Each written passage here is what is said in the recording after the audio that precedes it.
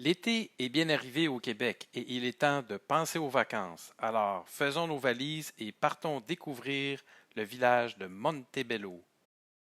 Montebello est situé entre les villes de Montréal à l'est et de Gatineau, Ottawa à l'ouest. C'est un sympathique village d'environ 900 habitants qui a su conserver plusieurs bâtiments patrimoniaux, notamment l'église et le presbytère, qui a été transformé en auberge de luxe, le manoir Chamberlain. À partir du centre du village, on emprunte un sentier qui mène à un lieu historique, le château de Louis-Joseph Papineau. Bonjour, je suis dans la municipalité de Montebello, dans l'Outaouais, et derrière moi, vous voyez une très belle chapelle. C'est une chapelle des Papineau. C'est une famille qui était très importante dans l'histoire du Québec. Louis-Joseph Papineau était un homme politique du 19e siècle qui s'est rebellé contre la couronne en 1837. Alors, à cette époque, il y a eu une révolution. Les gens ont pris les armes pour avoir deux choses, plus d'autonomie et d'avoir la démocratie.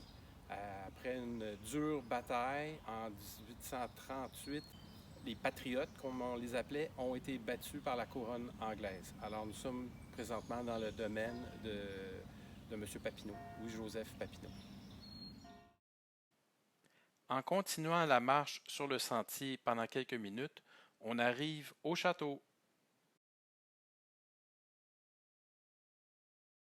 Alors, vous avez derrière moi le château des Papineau. C'est un château qui date de plus de 2 siècles. Comme vous voyez, il y a des belles fenêtres avec des armatures blanches. C'est pas d'origine, il y a comme du stuc gris à l'époque, c'était tout en pierre, mais ça a été bien refait. Au fond, vous avez une tourelle. C'était pas une tourelle pour faire la défense du château, mais c'était là-bas que Louis-Joseph Papineau entreposait ses livres, parce que pour lui, ses livres, ça valait beaucoup d'argent, c'était estimable pour lui. Puis il l'avait mis à l'extérieur en pensant que si jamais le feu brûlait tout le château, au moins ses livres seraient protégés. Plus loin, on ne le voit pas d'ici, mais il y a une rivière. Puis à l'époque, le transport se faisait par canot. Alors, durant la période estivale, des Premières Nations pouvaient arriver par canot ou des coureurs des bois. C'était vraiment le moyen de transport de l'époque. C'était de manière fluviale.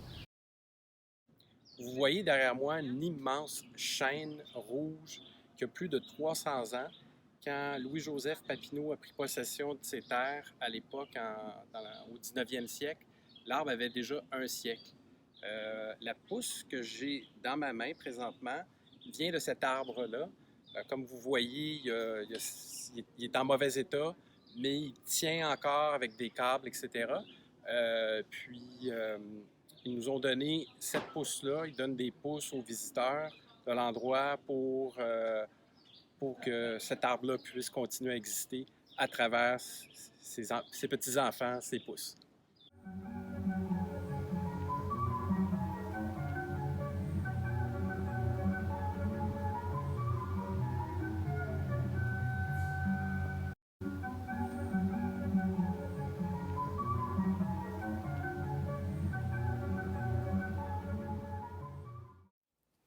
Merci d'avoir écouté la vidéo.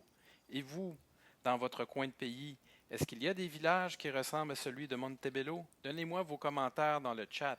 Et si vous avez aimé la vidéo, n'oubliez pas de cliquer like. À la prochaine!